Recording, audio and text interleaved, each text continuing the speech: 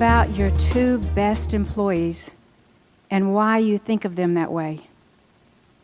Likely, it's because they're the ones who work hard, they work smart, they think strategically, and they make work fun. They're what we call engaged employees. And think about how much better your company would be if all your employees were as good as those two. You could rule the world, couldn't you? Well, I hate to burst your bubble, but a recent Gallup study says that 70% of your employees are disengaged. They hate their jobs. You think that sounds bad? It's actually worse. They say that 20% of your employees are actively disengaged. Active disengagement is an employee who hates their jobs, and while they're at work, they are stirring the pot constantly, trying to get other employees to be just as unhappy as they are. They are the cancer in your company. The problem is they're quite effective. They're so effective that the study concludes that more than 50% of your employees, even the good ones, are out looking for another job, even while you sit here today. That's scary. Once upon a time, I was one of the really good employees. I worked hard. I really worked hard. I put my heart and soul into the company. I gave it my all. And yet our company really struggled. We struggled so much that my title was Vice President of Sales, but I became a professional apologist. All I did was apologize to customers for our screw-ups every day. And I tried to figure out why. Why are we screwing up so many things? So I just took a step back from the company and looked at everything, and I realized that most of our problems were simple human error caused by carelessness. And the carelessness was caused by the fact that nobody cared. And nobody cared because nobody cared about them, and nobody had seen to it that they had a vested interest in the outcome. Those people were just clocking in, clocking out. So I went to my boss, the owner of the company, and said, "Hey boss, I've got some ideas, some ways that we could improve morale and make our company better." You know what he did? He patted my hand and he said, "Girl, you don't know anything about business.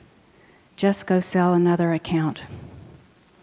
Well, he was a smart man, and I didn't know anything about business. So I did what he told me to do, and I just went and sold another account. Except this time, it wasn't for his business. It was for mine.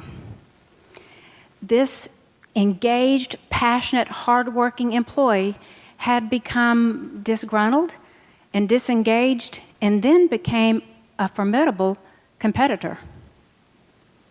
And when I started my company, I knew I didn't want to be like him.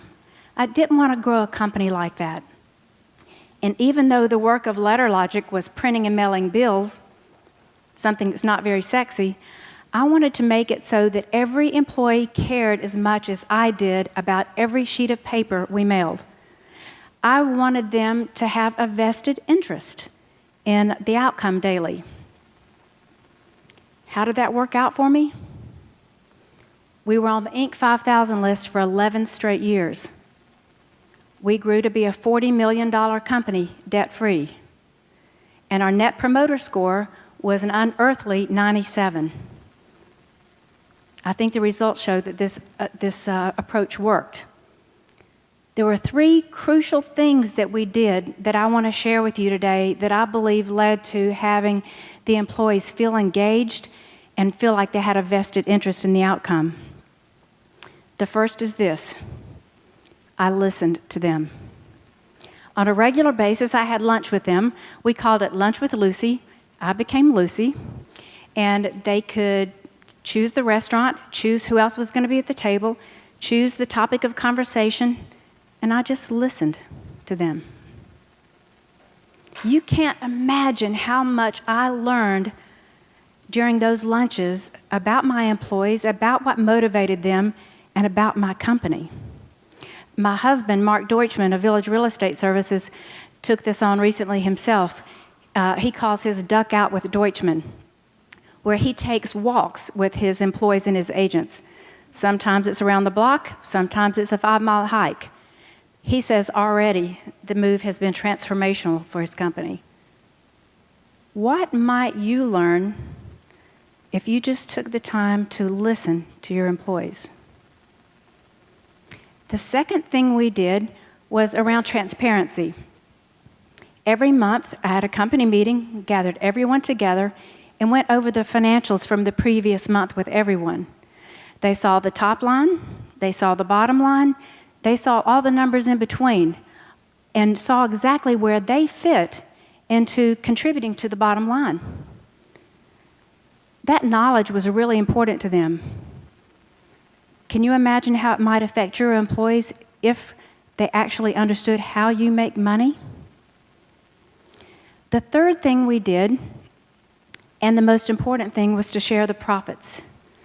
Every month we took 10% of the net profit and shared it evenly across the board with all employees, everybody getting exactly the same dollar amount, so they would know that their job was just as important as any other job in getting out a perfect product. At first, the checks weren't very big. $7, $17, $200. The last profit share check I signed before I sold the company was for $1,500. Can you imagine how engaged your employees would feel if every month you're handing them a check that says, look what we did together. We did this. Imagine how much better it's going to be even next month. This stuff works. If you're thinking, well, I can't do that, Sherry, because we're not yet profitable, or you're thinking, well, when I do get profitable, I sure as heck don't want to give the money away, this is the thing. The sooner you let your employees know exactly how you make money, and the sooner you listen to their ideas, the quicker you'll reach profitability. And don't think of it as giving them anything. You're investing in them. When you invest in them, you draw them so closely together that the cancer of apathy doesn't have a place to grow. And when you invest 10% in a pie this big, before you know it, your pie is this big. In conclusion, I want to share with you a fable that I think really drives the point home. A man has a horse that he needs to board for a year. So he checks out the 3 stables closest to him. The first one is so impressive. It's a beautiful place. The horses that are there are gorgeous. There's just rolling green hills, lush grass. But the pricing was pretty shocking. They wanted $2,000 a month to board his horse. However, they would give him a $500 a month credit if they could sell the manure that the horse would produce. He goes to the next place. The next place is not quite so good looking, but the horses still look okay, but the price is so much better. It's only $1,000 a month, and they'll give a $200 a month credit for the manure the horse produces. The third place, totally different story. The barn's falling apart. The horses that are there look terrible. They're scrawny. Their coats are dirty and matted. It's terrible. But oh, the price is right. It's only $500 a month, the farmer tells him. And then he tells the farmer, well, wait, what about the manure? What are you going to give me for the manure? And the farmer says, dude, are you serious? If you're only paying me $500 a month to board your horse, there won't be any manure. This is the thing. If you don't see that your employees have a vested interest in your company, pretty soon there won't be shit to sell.